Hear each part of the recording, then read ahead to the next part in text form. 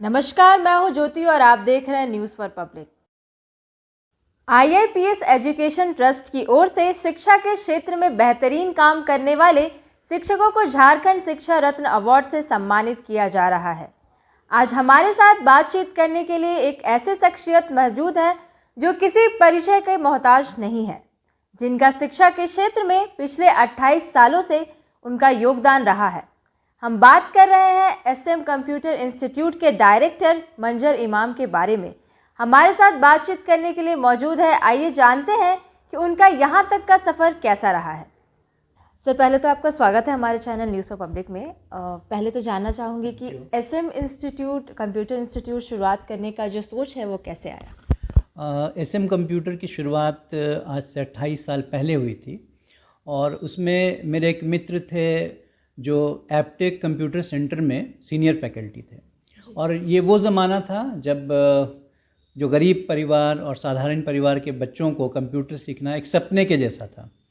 तो हम लोगों ने सोचा कि क्यों ना हम लोगों ने कंप्यूटर सीखा है उसका फ़ायदा उस तबके को मिले जो वहाँ तक नहीं पहुँच पाते हैं बड़े बड़े सेंटर्स में। तो बताएंगे कि क्या क्या परेशानियों का सामना करना पड़ा कंप्यूटर इंस्टीट्यूट चलाने के? हाँ, निश्चित तौर पर ये एक नया फील्ड था और हमें कोई बेसिक जानकारी नहीं थी। हम लोग खुद पढ़ रहे थे। तो हमारे कुछ मित्र थे जो कंप्यूटर फील्ड में थे, जिन्होंने या तो कंप्यूटर की शिक्षा ली हुई थी या फिर जो विभिन्न कंप्यूटर सेंटर्स में काम कर रहे थे। तो हम लोग ने एक बैठक की और इस तरह का प्रपोज़ल आया। तो सबसे पहला जो प्रॉब्लम आया वो था फ़ंड का।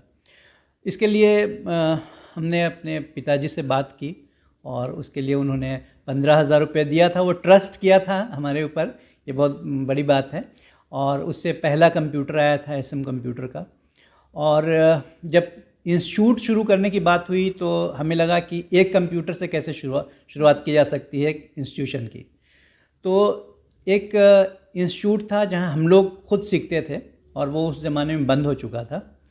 तो वहाँ का एक पुराना कंप्यूटर था, तो उनके डायरेक्टर से जब उन्होंने बात की तो वो देने के लिए तैयार हो गए और उस कंप्यूटर को लगाया गया। तो 2 कंप्यूटर से हम लोगों ने शुरुआत की थी और एक कमरे में SM कंप्यूटर की शुरुआत हुई। तो रांची में कितने केंद्र थे, कितने इंस्टीट्यूट आपके थे, मतलब जो आप रन कर रहे थे?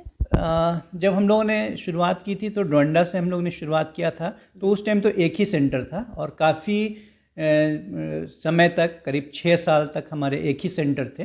बाद में जैसे जैसे चूँकि स्टूडेंट का प्रेशर काफ़ी ज़्यादा था, काफ़ी बच्चे आने लगे थे और यहाँ एकोमोडेट नहीं हो पाता था, तो हम लोगों ने एक मेन रोड में एक सेंटर किया था, चर्च रोड के पास। उसके बाद वहाँ पर भी जब फुल होने लगा, जब सीट्स नहीं रहती थी, तो हम लोगों ने एक्सपेंशन किया कांटा टोली में। उसके बाद पुरुलिया रोड में, मारवाड़ी कॉलेज के पास। इस तरह से 7-8 ब्रांचेस हमारे एक टाइम में चल रहे थे। और SM इंस्टीट्यूट जो कंप्यूटर इंस्टीट्यूट है, ये चलाने का उद्देश्य क्या था आपका? बिल्कुल, उद्देश्य था कि हम वैसे बच्चों तक पहुंच पाए, वैसे बच्चों को हम कंप्यूटर से जोड़ पाए जो बड़ी फ़ीस देकर नहीं पढ़ाई कर पाते थे।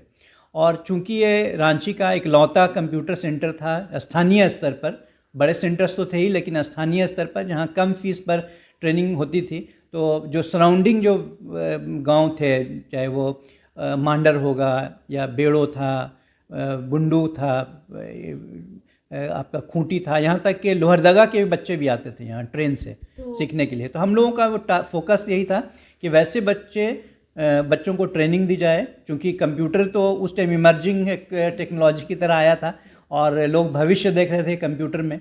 तो वो मकसद वही था कि उन तक हम पहुंच पाएँ। तो अगर हम बात करें तो जैसे आपने बताया कि 28 साल पहले से ये जो है आपका इंस्टीट्यूट चल रहा है, तो उस दौर में टेक्नोलॉजी इतना डेवलप नहीं था, लोगों को कंप्यूटर के बारे में नहीं पता था।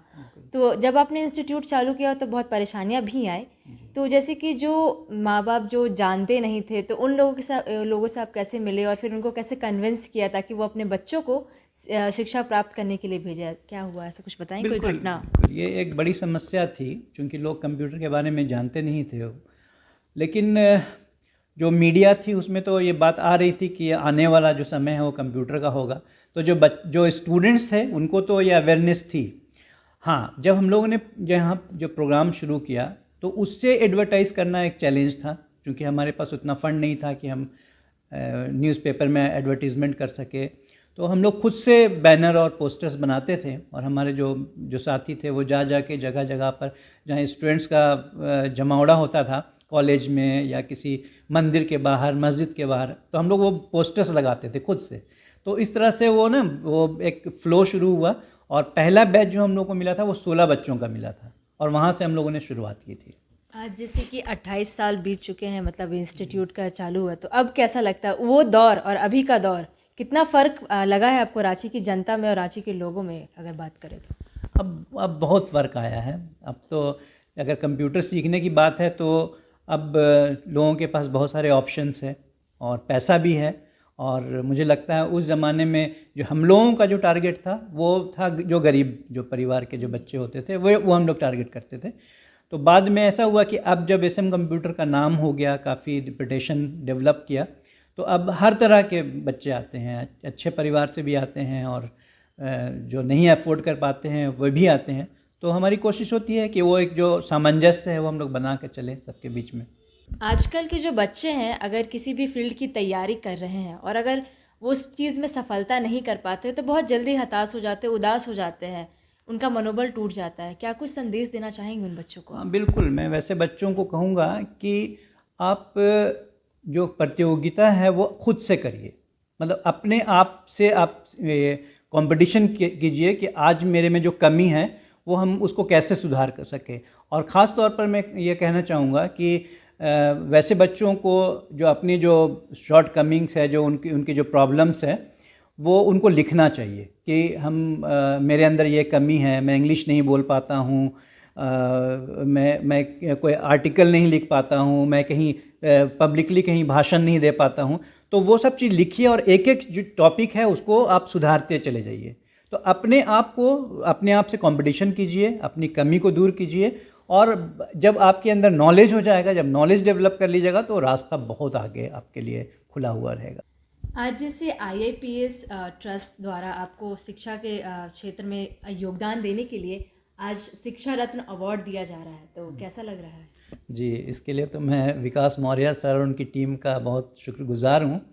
और जो अवार्ड दिया गया है, निश्चित तौर पर जब अवार्ड दिया जाता है तो एप्रिसिएशन होता है जो पिछले कामों का, लेकिन एक उम्मीद होती है कि आगे जब आपको अवार्ड मिलता है तो आगे आप क्या करेंगे। तो अभी या आगे आप क्या करने वाले हैं शिक्षा के क्षेत्र में और क्या कार्य करने वाले हैं बताइए? हाँ, मैं लगातार लगा हुआ हूँ, क्योंकि देखिए एसएम कंप्यूटर सिर्फ कंप्यूटर एजुकेशन के लिए नहीं जानी जाती है। हम लोगों ने यूथ डेवलपमेंट के लिए बहुत सारे प्रोग्राम्स किए हैं अब तक, मतलब 100 से ज़्यादा वर्कशॉप किया, सेमिनार किया और वो लगातार चल ही रहा है। हमारे साथ बातचीत कर रहे थे एसएम कंप्यूटर इंस्टीट्यूट के डायरेक्टर मंजर इमाम जी। उन्होंने लगभग 70,000 से अधिक छात्रों को कंप्यूटर का प्रशिक्षण दिया है और वो आज अलग अलग पैमाने पे जा पहुंचे हैं।